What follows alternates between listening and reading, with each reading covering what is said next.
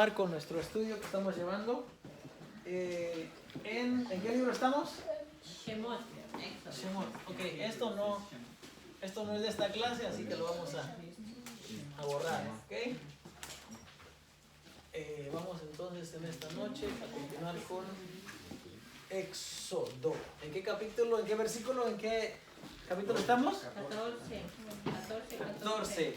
A ver si salimos del 14. A ver si salimos del 14 esta noche. Vamos a meditar un momento entonces en Éxodo, en su capítulo 14. Y vamos a leer desde el verso, creo que estamos en el verso 15.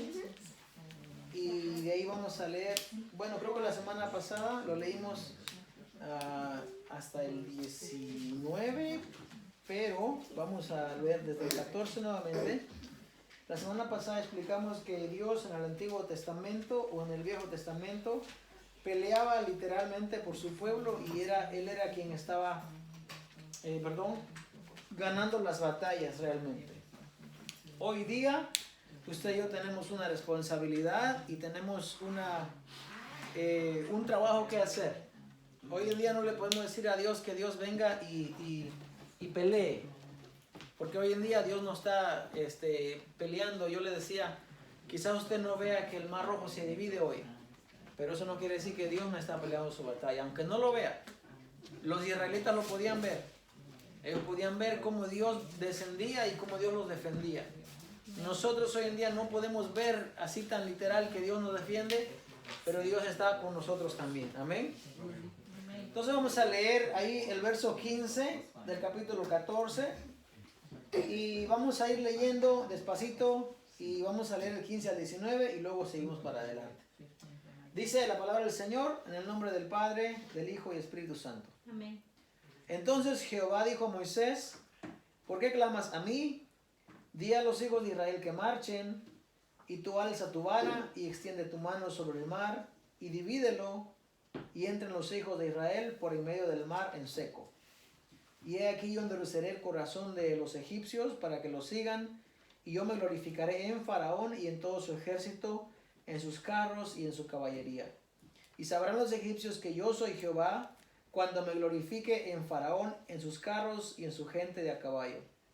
Y el ángel de Dios que iba delante del campamento de Israel se apartó e iba en pos de ellos, y asimismo la columna de nube que iba delante de ellos se apartó y se puso a sus espaldas. E iba entre el campamento de los egipcios y el campamento de Israel, y era nube y tinieblas para aquellos, y alumbraba a Israel de noche, y en toda aquella noche nunca se acercaron los unos a los otros. Y extendió Moisés su mano sobre el mar, e hizo Jehová que el mar se retirase por recio viento oriental toda aquella noche, y volvió el mar en seco, y las aguas quedaron divididas. Entonces los hijos de Israel entraron en medio del mar en seco, teniendo las aguas como muro a su derecha y a su izquierda. Y siguiendo los egipcios, entraron tras ellos hasta la mitad del mar, toda la caballería de Faraón, sus carros y su gente de a caballo. Aconteció que a la vigilia de la mañana, que Jehová miró el campamento de los egipcios desde la columna de fuego y nube, y trastornó el campamento de los egipcios. Amén. ¿Cuántos se han leído esta historia? Ya lo leímos bastante veces, ¿verdad? Hay un canto que cantan los niños, alguien lo compuso para que lo cantaran los niños y dice, el mar rojo lo cruzaron. Y luego dice, dime cómo fue. Y yo creo que si yo hubiera ido en ese tiempo, yo le hubiera hecho al mar así, mire, le hubiera tocado al mar. Le hubiera tocado al mar, a ver si, cómo sea el agua, ¿verdad? Como cuando usted va a un acuario y se mete, no en el acuario, bueno, los caminos, los túneles los tienen debajo y usted puede ver todo el agua así, pero está protegido por un cristal enorme, ¿verdad? Y es amazing, como decimos, asombroso, como es que todo el agua contenida ahí, claro, los cristales son muy duros, muy gruesos, que no permiten que eso se derrame. Pero suponga un escenario en el cual no hay ningún cristal y solamente el agua está detenida por mandato de Dios. Hay una serie en la Biblia, hay una serie bueno, yo lo veo en VIX, no sé dónde lo han visto ustedes, pero también pueden verlo en YouTube, donde se puede ver cómo cuando Moisés extiende su mano, cómo las aguas se quedan paralizadas y se quedan allí. Y muchos dicen que eso no existió, muchos dicen que eso es un mito, es un cuento. Y en una ocasión le preguntaron a un hombre y él dijo, no, eso es que anteriormente a eso había habido un derrumbe. Y entonces cuando pasó el derrumbe, pues claro que todo el agua del mar se detuvo y ya no siguió fluyendo, siguió corriendo. Y entonces pues pudieron pasar ellos, ¿verdad? Y entonces otra persona contestó y dijo, pues entonces el milagro es más grande, dice. ¿Por qué? Porque si fue así, entonces todos los egipcios y todo el faraón se ahogó en un charco. Porque si no es una cosa es de otra, ¿verdad? Y hay un arqueólogo de nombre, creo que es... se apellida Wyatt, creo que es Ron Wyatt. Él estaba viendo un documental, es un arqueólogo, creo que él ya falleció. Pero dice la biografía de él, que o el reportaje de él, que él es un arqueólogo que incluso llegó hasta cerca de donde se cree que es el arca de la alianza, justo bajo el Gólgota, donde nuestro Señor fue crucificado. Y llegó hasta analizar la sangre que vertió de ese madero. Ahora, este arqueólogo dice que encontraron ruedas y encontraron objetos de la carrocería de Faraón en el desierto, en el Mar Rojo, al fondo del Mar Rojo. Dicen que el Mar Rojo tiene 2000 pies, me parece que es el dato de profundidad. O sea, es muy profundo. O sea que ya se puede imaginar la magnitud de esas aguas. Bueno, esta es solamente una introducción. Voy a agarrar mis notas y les voy a leer algo de lo que yo he escrito en esta noche. Y entonces vamos a hablar de lo que es el agua. Vamos a hablar qué significa el agua, porque tiene que ver con el agua esta clase. La Biblia dice que un viento oriental, vamos a ver que en las plagas de la langosta, en Éxodo 10:13, es un viento lo que trae toda la langosta y cubre la faz de la tierra. Acto seguido, es un viento el que trae lo que evita que las aguas sigan corriendo y se estanquen. Amén. Entonces, vamos a buscar en Juan 3, por favor, porque en Juan 3 vamos a explicar y vamos a enseñar algo. Juan 3. Y esta sección es cuando nuestro maestro está hablando con este maestro de la ley. Ok. Y en el libro de Juan 3, nuestro Señor está hablando con Nicodemo. Ahora, Nicodemo, para los que no saben, es un maestro de la ley. Un maestro de Torah. Él conoce la ley y él conoce de lo que Jesús está hablando. Dice el verso 1, dice, había un hombre de los fariseos que se llamaba Nicodemus, un principal entre los judíos. Este vino a Jesús de noche y le dijo, Rabí, maestro, que quiere decir maestro, ¿verdad? Sabemos que has venido de Dios como maestro, porque nadie puede hacer estas señales que tú haces si no está Dios con él. Respondió Jesús y le dijo, de cierto te digo que el que no naciere de nuevo no puede ver el reino de Dios.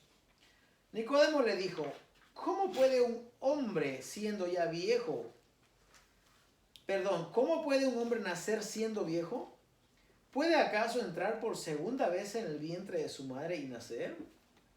Respondió Jesús, de cierto te digo que el que no naciere de agua y del Espíritu no puede entrar en el reino de Dios. Ok, aquí miramos agua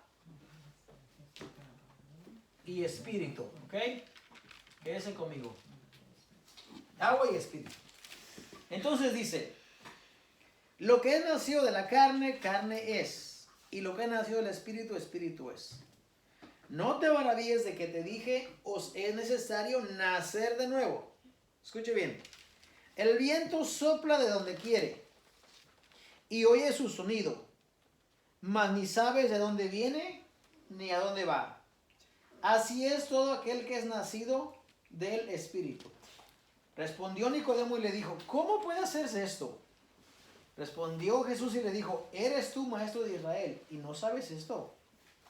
De cierto te digo que lo que sabemos hablamos y lo que hemos visto testificamos y no recibís nuestro testimonio. Dice Nicodemo, ¿puede acaso un hombre viejo volver a nacer de nuevo? Ahora, hay que notar que Nicodemo es un principal de los fariseos, de los judíos. Es un principal. No es una persona ignorante, es una persona que conoce. Ahora, cuando Jesús le dice a él que tiene que nacer de nuevo, Jesús le está diciendo a él que no es por lo que ellos han hecho o por lo que ellos conocen o por lo que practican, sino está hablando de un nuevo nacimiento, de que él, como dice el apóstol Pablo, tiene que morir para que vuelva un hombre nuevo. Ahora, el motivo de que yo traigo esta escritura, porque por dos cosas. Una, porque aquí dice que el viento va de un lado a otro y uno no lo puede ver, ¿ok? Pero sí sentimos que el viento va.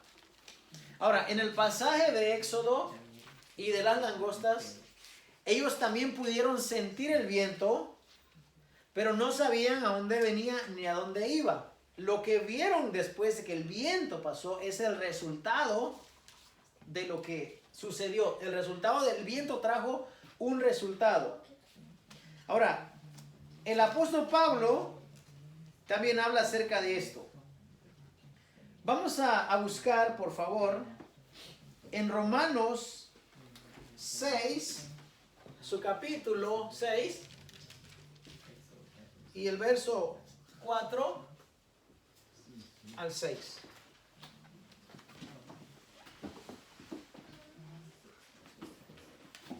Romanos 6, 4 al 6.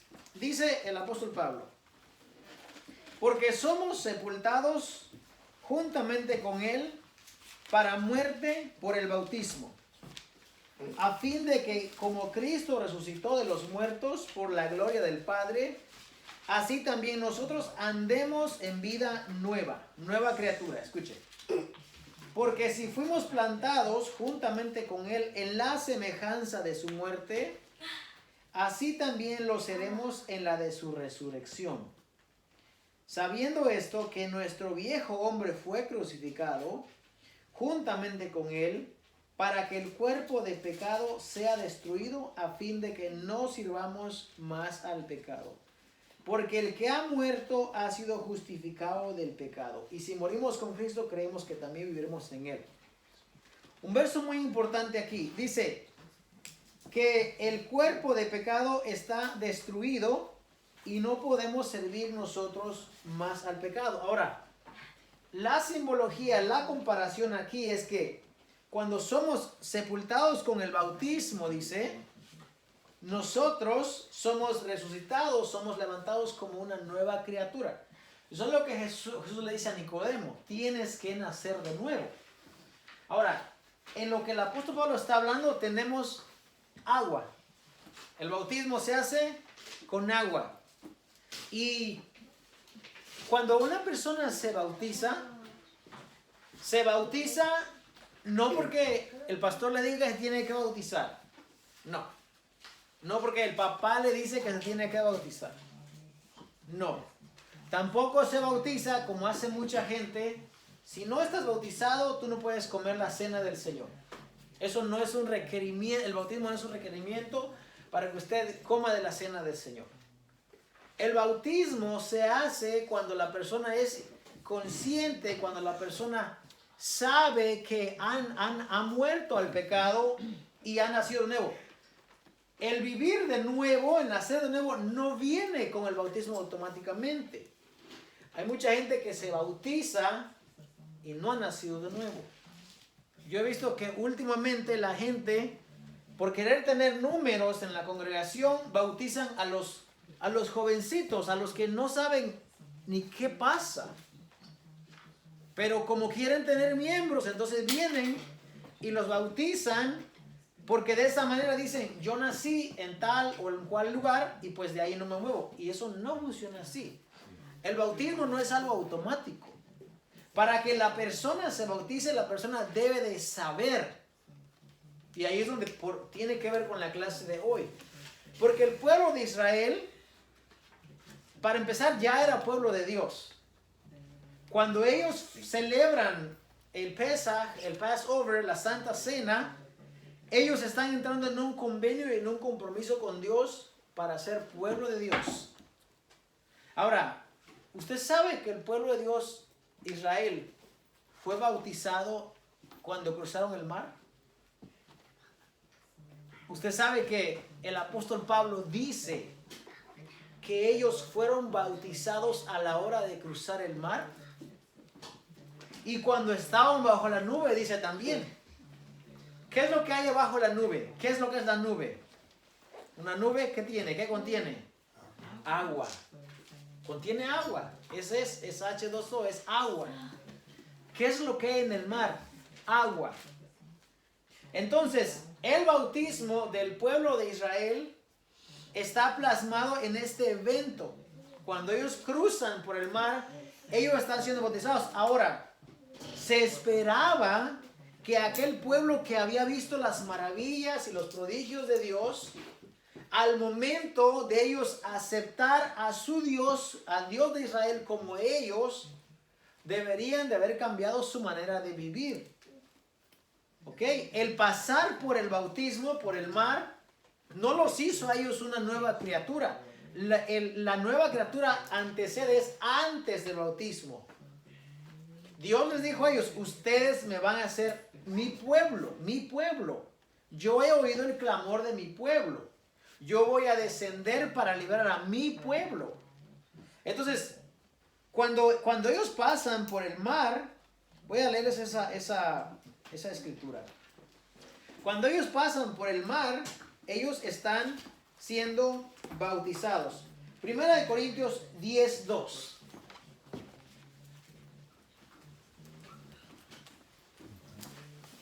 Primera de Corintios 10:2.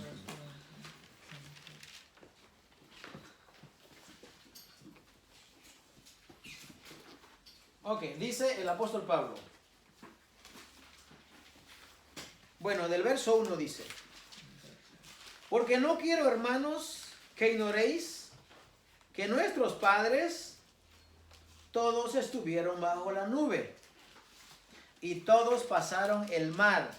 Cuando el apóstol Pablo dice nuestros padres, sabemos que está refiriendo a sus antepasados, a los judíos, porque Pablo viene de la tribu de Benjamín y Pablo es un judío. Y dice, verso 2, y todos en Moisés fueron bautizados en la nube y en el mar.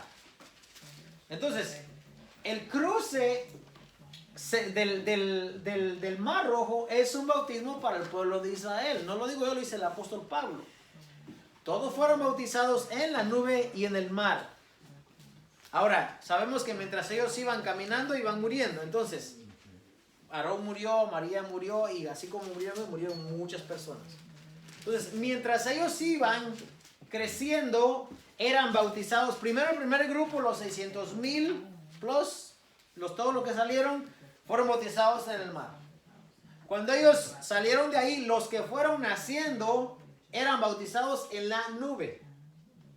Pero al ellos recibir el bautismo, ellos lo recibían no para hacerse nueva criatura o para hacerse pueblo, ellos ya eran pueblo.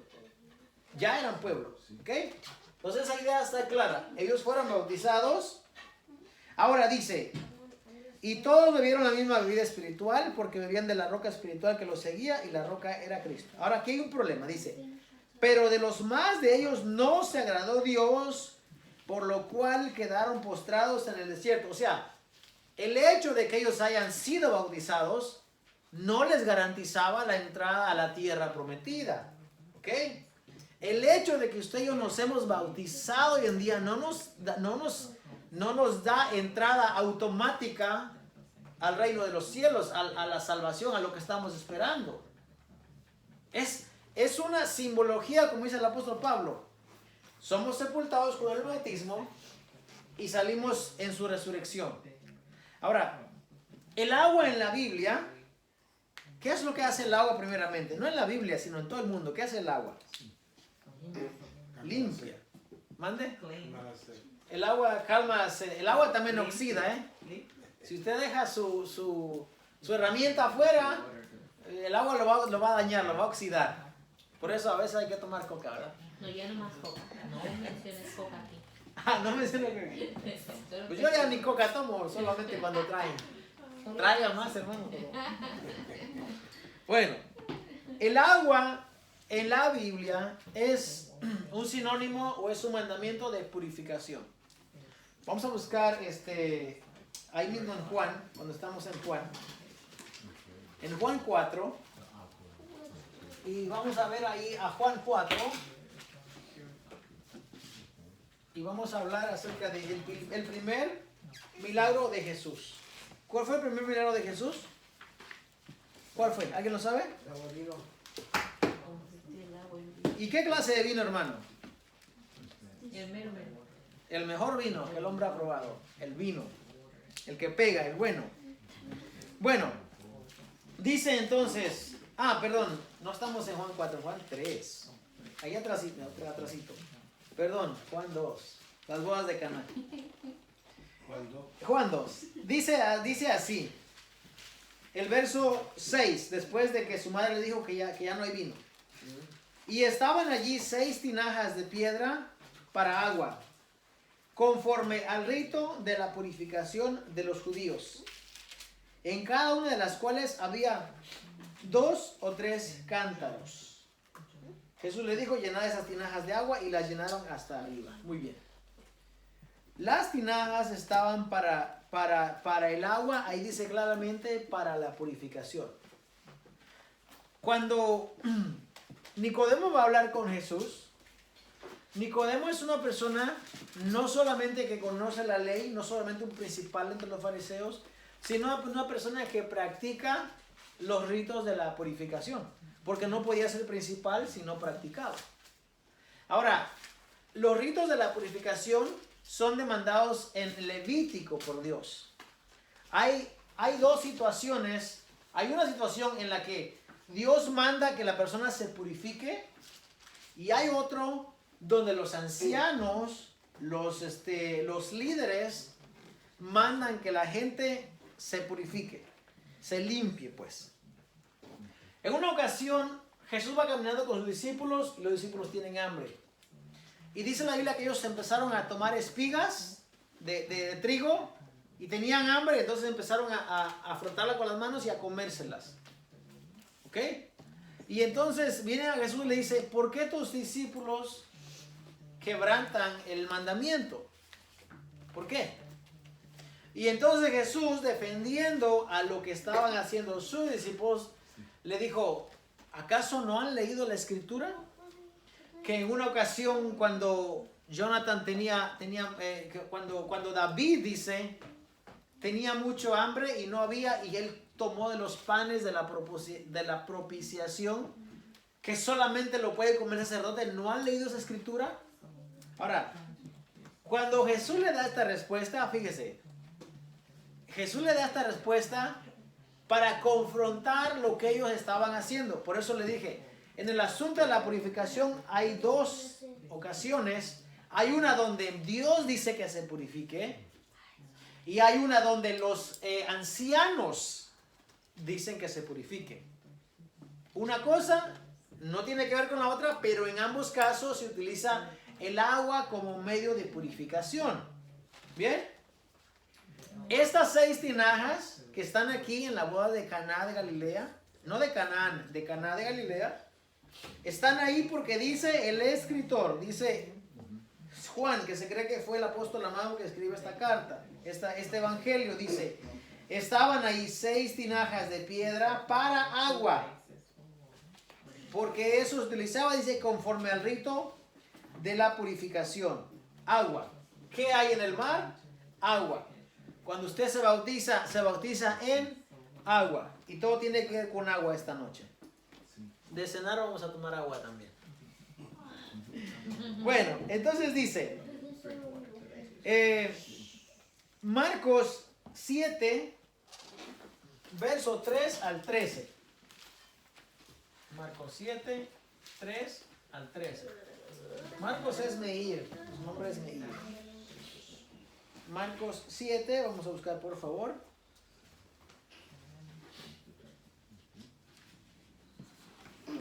...3 al 13... dice así. Bueno, de uno para tomar el contexto.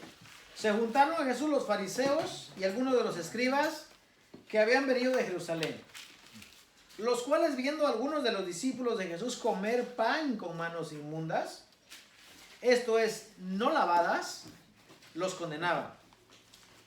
Porque los fariseos y todos los judíos, escuche, todos los judíos, aferrándose a la tradición de los ancianos, si muchas veces no se lavan las manos, no comen. Y volviendo de la plaza, si no se lavan, no comen.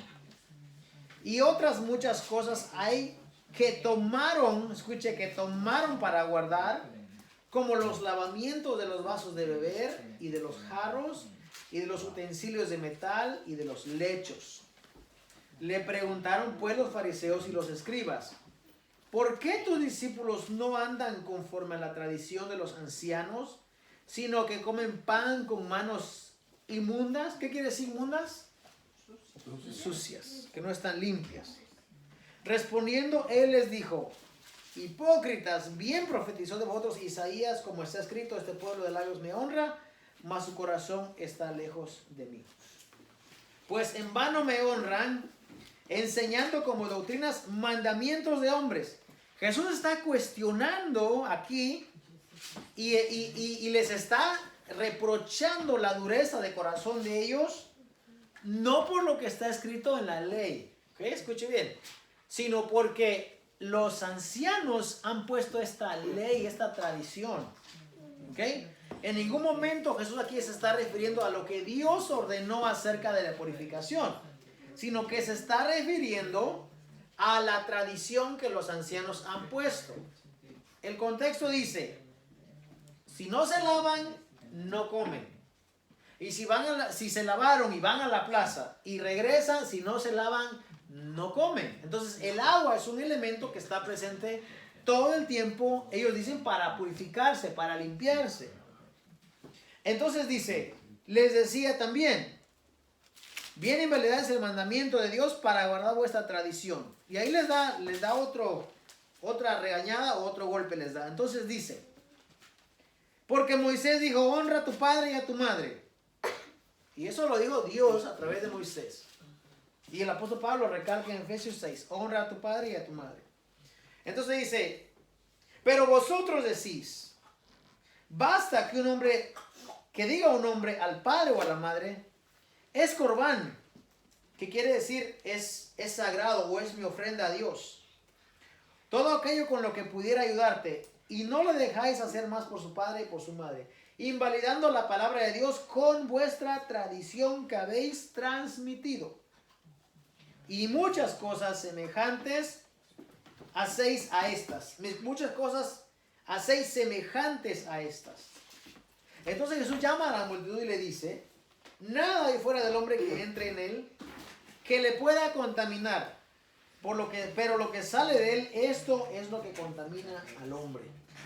Bien, entonces aquí vemos claramente que los ancianos habían puesto como un cerco, como una protección para no fallar al mandamiento.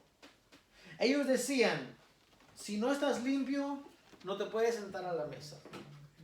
Ahora, en este tiempo, la arqueología ha descubierto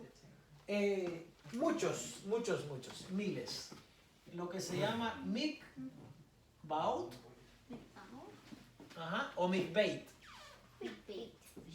Mikbeit. Ok. Y esto es, en español, eso sería un bautisterio. ¿Ok? Un bautisterio.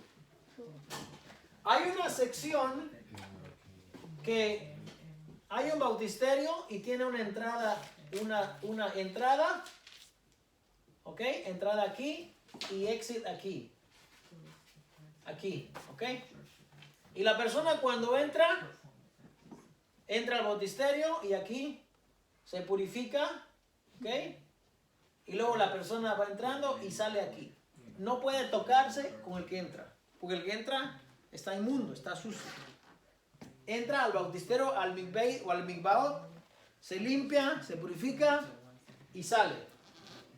Ahora, sabemos que nuestro Señor practicó, sabemos que nuestro Señor vivió en ese tiempo y lo vio, lo experimentó, estuvo a su alrededor todo el tiempo y vio cómo ellos utilizaban los mikvaot, porque hay miles hoy en día alrededor de Jerusalén. Están ahí es más, descubrieron uno recientemente, es un dato, como un hit.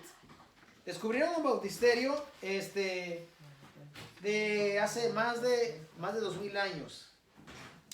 Y este bautisterio que han descubierto es un artículo que yo lo encontré, está en se llama Smithsonian Magazine. Está en inglés. Dice, Researchers unearthed ritual bath dated to Jesus' time near Garden of Gethsemane. Entonces es un bautisterio, un mikveh, que tiene 2000 años y es grandísimo, es así de piedra, grande. Más o menos, usted puede mirar, una persona está ahí, mire el tamaño del bautisterio. Okay. Esos bautisterios eran lugares de purificación que los judíos utilizaban. Okay. Entonces, cuando se ve que la arqueología encuentra tantos bautisterios, entonces el bautismo no era algo que ellos no conocían, era algo que ellos conocían. Se purificaban en los bautisterios y a veces hasta 2 o 3 veces al día. Cuando Juan el Bautista viene a bautizar, ¿okay? Dice, yo vengo, o Jesús habla de él, dice, Juan bautizó con bautismo de arrepentimiento. Tenía que haber un renacer de nuevo. No se trataba solamente del bautismo, se trataba de nacer de nuevo. Se trataba de, como dice el apóstol Pablo, morir al viejo hombre. Por eso es que el bautismo hoy en día no te garantiza que cuando Cristo venga o cuando tú te mueras vas a entrar al reino de los cielos. No. Porque si bien es un simbolismo de morir y resucitar, vamos a ver 2 ejemplos. ¿Ok? Tenemos 10 minutos todavía. Vamos a ver 2 ejemplos de lo que es el bautismo en la Biblia. Y vamos a hablar, si lo podemos decir, después de Jesús. Después, no en el tiempo de Jesús, sino después de Jesús. Entonces vamos a ir a buscar al libro de Hechos. Los 2 están en Hechos, ¿ok? Hechos. Uno está en 8:36 y uno está en Hechos 10:47. Okay. En esos ejemplos que vamos a ver qué es lo que antecede, qué es lo que está antes del bautismo, ¿ok? Porque el bautismo no es algo que automáticamente te trae el renacer de nuevo, sino que es algo que viene antes del bautismo. Hechos 8:36. Y aquí nos está hablando la historia de esta persona que era un etíope, pero que venía de cumplir con los mandamientos de Dios. Dice el verso 26 para entrar en contexto. Un ángel del Señor habló a Felipe diciendo, levántate y ve hacia el sur, por el camino que desciende de Jerusalén a Gaza, el cual es desierto.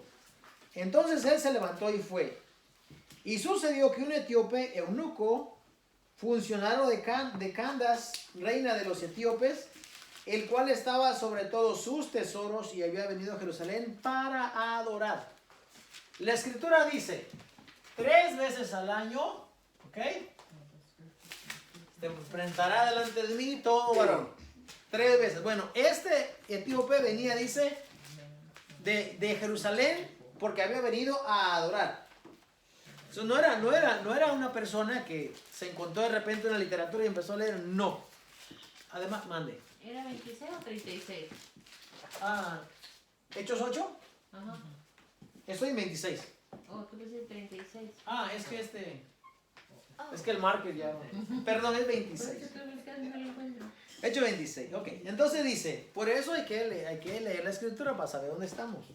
Okay. ¿Quién no conoce la historia de Felipe? Todos lo repetimos. Ok, bueno, dice. Venía de adorar y volvía sentado en su carro y leyendo al profeta Isaías.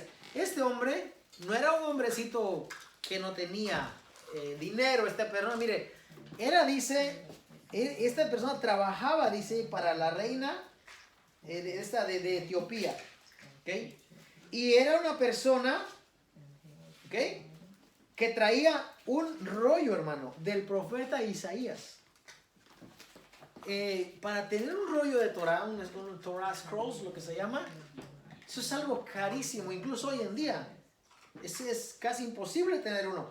Pero este funcionario, dice, era como un embajador o un lugar muy prominente, muy alto.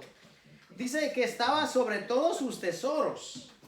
Y entonces dice, y el Espíritu dijo a Felipe, verso 29, acércate y júntate a ese carro. Acudiendo Felipe, le oyó que leía el profeta Isaías y dijo, ¿pero entiendes lo que lees? Él dijo, ¿y cómo podré? Dice, ¿y cómo podré?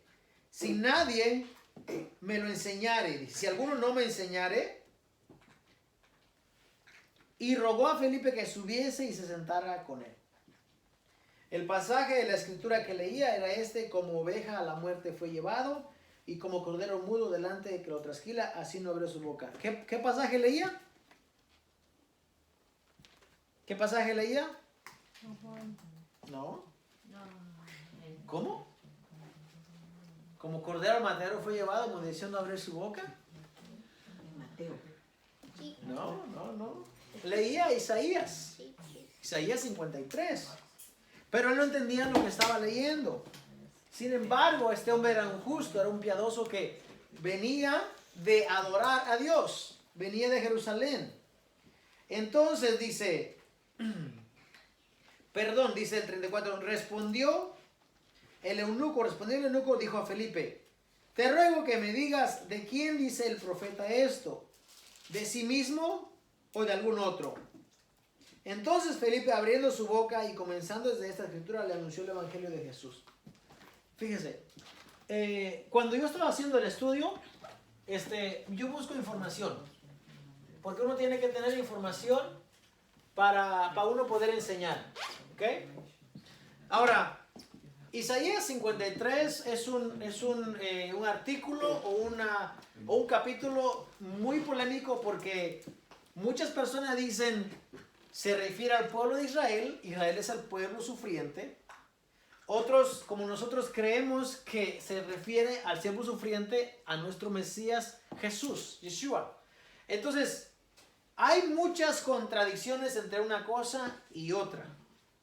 Mande. Eso fue el versículo que le estaba leyendo en Isaías. 53, sí. Ya, entonces, los que no creen en Jesús como el Mesías dicen, Isaías 53 se refiere al pueblo de Israel, no a Jesús. Los que creemos que Jesús es el Mesías decimos, se refiere al siervo sufriente, a Jesús. Entonces, basta con que leemos lo que dice esta sección de Hechos para entender que Felipe, ¿okay?, le explica al eunuco que de quien se refiere el pasaje de Isaías 53 es de Jesús. No del pueblo de Israel, sino de Jesús. Porque le explica. Mande. ¿Y los que no creían que se refería a quién? Al pueblo de Israel. Hoy día, la gente que no cree que es el Mesías piensa que este pasaje de Isaías 53 se refiere a Israel, que él es el siervo sufriente. Sin embargo, Felipe le enseña al eunuco, al etíope, que se trata de Jesús. Ahí hay un dato muy importante. Y entonces dice, respondiendo el eunuco a Felipe, dijo, te ruego que me digas de quién dice el profeta esto.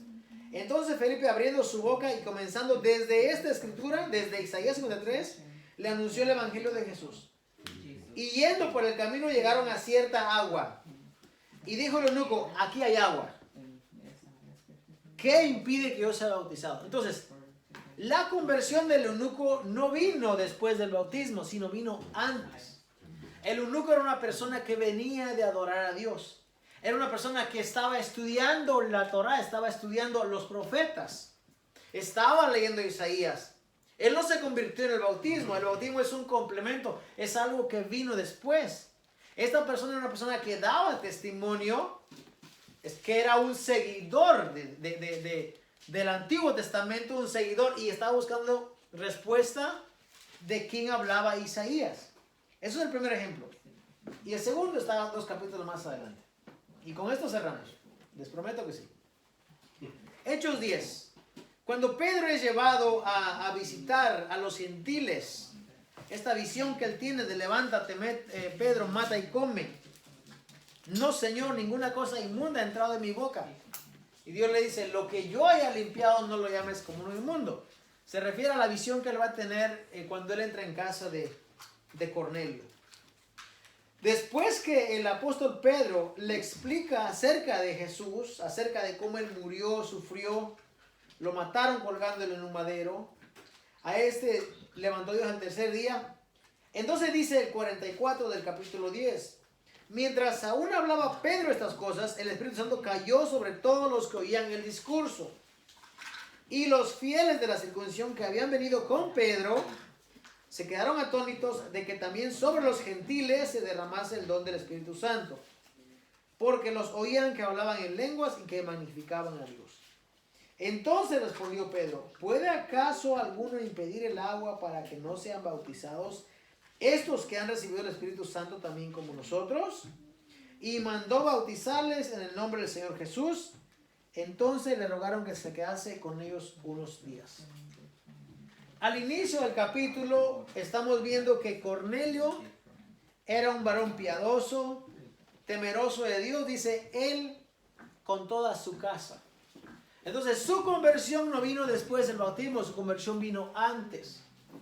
El pueblo de Israel es bautizado después de que ellos han hecho compromiso y han aceptado a Dios, al Dios de sus padres. Entonces esto, como bien dice el apóstol Pablo, el pueblo de Israel pasó el Mar Rojo y fueron bautizados en el mar.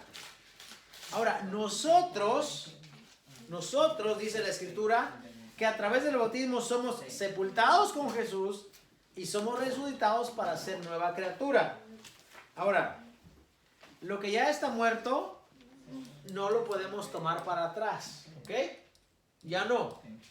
Nuestro viejo hombre, dice, ya fue crucificado con Jesús en la cruz. No volvamos allá de repente a querer traer el viejo hombre y caminar con él, porque no vamos a poder. Los que hemos nacido de nuevo, dice, ya no somos engendrados, ¿qué dice Juan 3? Del Espíritu. Ya no de la carne, sino del Espíritu. El mensaje de Jesús a Nicodemo es: tú tienes que nacer de nuevo. Pero tienes que nacer no a través del baño ritual de purificación de los mikveh, sino que tienes que nacer del Espíritu. Tu espíritu tiene que nacer para ser una persona nueva. Amén. Vamos a terminar esta noche entonces. Y vamos a agradecer a Dios. ¿Alguien tiene una pregunta? Cuando se refiere a carros,